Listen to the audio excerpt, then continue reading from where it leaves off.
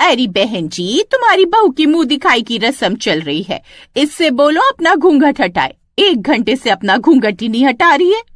बहन जी, जब से अजय इससे शादी करके आया है तब से मैंने और पायल ने भी इसका चेहरा नहीं देखा। लगता है भाभी ऐसे नहीं मानेंगी। पायल ने जबरदस्ती अपनी भाभी राधिका का घूंघट उठा दिया। उसका चेहरा देखकर सारे लोग डर गए क्योंकि उसके दांत हाथी जैसे बड़े बड़े थे। अरे तुम्हारे बेटे ने किस हथिनी से शादी कर ली? बहू ये क्या है, तुम्हारे दांत तो बिल्कुल हाथी जैसे हैं। भाभी, आप अपने दांतों से तो पूरा खेत जोत लेती होंगी, अब हमें बैलों की जरूरत ही नहीं पड़ेगी। देखिए, मैं आप लोगों से प्रार्थना कर रही हूँ कि मेरे हाथी जैसे दांतों का मजाक मत उड़ाइए, वरना बहुत बुरा हो जाएगा।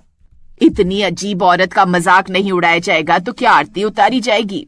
सासू माँ, मैं कोई गुस्सा नहीं कर रही हूँ, मैं सच बोल रही हूँ। अगर मेरा मजाक उड़ाया गया तो बहुत बुरा हो जाएगा इस गांव में। अरे चलो चलो, इससे अच्छा तो अजय की शादी नहीं हो रही थी, वही सही था।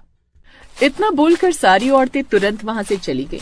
इधर राधिका की सास और ननद, पहले हमारे बेटे की शादी नहीं हो पा रही थी, इस वजह से लोग उसका मजाक उड़ाते थे। अब तेरी वजह से लोग हमारा मजाक उड़ाएंगे। इससे अच्छा यही है कि तू चली जाए यहाँ से, जहाँ से भी आई है।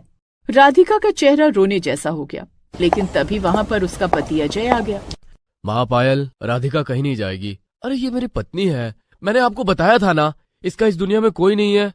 लेकिन भैया, आपने ये तो नहीं बताया था ना कि इनके दांत हाथी जैसे हैं। इनसे तो हम किसी को मिला भी नहीं सकते। तो क्या जरूरत है मिलवाने की किसी से? अरे ये मेरी पत्नी है और इसी घर में रहेगी, यही मेरा आखिरी फैसला है। अजय जी, इसमें किसी की गलती नहीं है। लोग किसी के भी इतने बड़े बड़े हाथी जैसे दांत देखेंगे तो उन्हें अजीब तो लगेगा ही। आप लोग आराम कीजिए, आज मेरी पहली रसोई की रस्म भी तो है, मैं खाना बना देती हूँ। इतने बड़े दांतों के साथ बोलती हुई आप बिल्कुल कार्टून लग रही हो भाभी। सही कहा बेटी तुमने। खैर, राधिका किचन में जाकर खाना बनाने लगी, लेकिन उसकी आंखों से आंसू छलक रहे थे। मैंने तो सोचा था मुझे एक परिवार मिल जाएगा, लेकिन यहाँ तो सारे लोग मेरा मजाक उड़ा रहे थे। इससे अच्छा तो मैं वही जंगल में जानवरों के साथ ही ठीक थी। खैर, थोड़ी देर में वो खाना लेकर आ गई और सब एक साथ बैठकर खाने लगे। बहू, तू हमेशा घूंघट डालकर ही रखना, हमें तुम्हारे दांत बहुत अजीब लगते हैं। भला इंसानों के भी ऐसे दांत होते हैं क्या? ठीक है सासू माँ। राधिका ने पूरा घूंघट डाल लिया।